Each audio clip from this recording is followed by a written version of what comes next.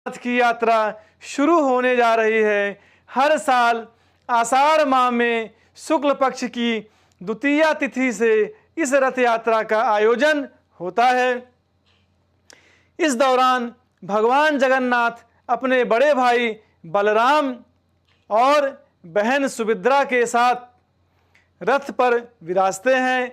ऐसी मान्यता है कि रथ यात्रा का साक्षात दर्शन करने भर से ही 1000 यज्ञों का फल मिल जाता है।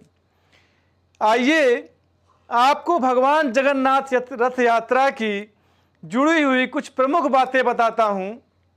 भगवान जगन्नाथ और रथ यात्रा भगवान जगन्नाथ की मुख्य लीला भूमि उड़ीसा की पुरी है, जिसे पुरुषोत्तमपुरी भी कहते हैं।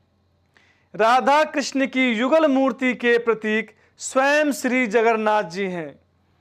श्री कृष्ण भी उनके अंश हैं।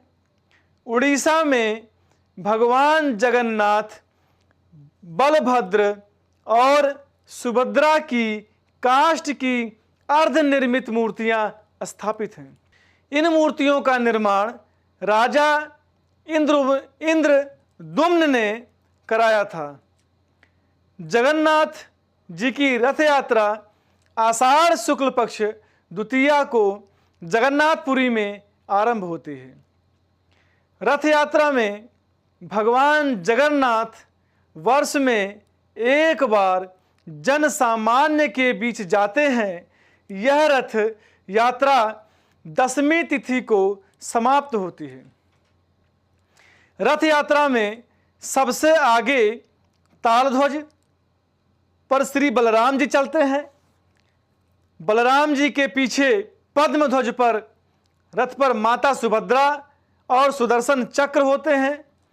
अंत में गरुड़ ध्वज पर श्री जगन्नाथ जी सबसे पीछे चलते हैं।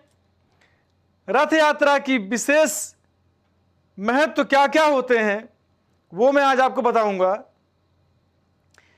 जैसा कि स्कंद पुराण में स्पष्ट कहा गया है कि रथ यात्रा में जो व्यक्ति श्री जगन्नाथ जी के नाम का कीर्तन करता हुआ गुंडीचा नगर तक जाता है, वह पुनर्जन्म के चक्र से मुक्त हो जाता है। जो व्यक्ति भगवान के नाम का कीर्तन करता हुआ रथ यात्रा में सम्मिलित होता है, उसकी सारी मनोकामनाएं पूरी होती हैं। रथ यात्रा में भाग लेने मात्र से संतान संबंधी समस्याएं दूर हो जाती हैं। वो लोग जो परम सौभाग्यशाली हैं, जिन्हें भगवान जगन्नाथ की सेवा का पुण्य प्राप्त हुआ है या पुण्य प्राप्त होता है, ऐसे लोग धन्य हो जाते हैं और पुनर्जन्म से मुक्त हो जाते हैं। तो भगवान जगन्नाथ की यात्रा में अधिक से अधिक लोग शामिल हों, और जो शामिल नहीं हो पाए हैं वो टीवी के माध्यम से शामिल हों, लेकिन भगवान जगन्नाथ जी की यात्रा जरूर देखें। तो आइए चलते हैं दैनिक पंचांग की तरफ।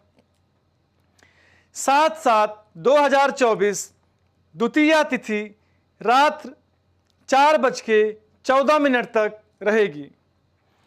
पुख्य नक्षत्र बल्ब बालव तथा बालव तत्पश्चात कौलव करण, मास आषाढ़, शुक्ल पक्ष, योग हर्षण, रात्र में 3:00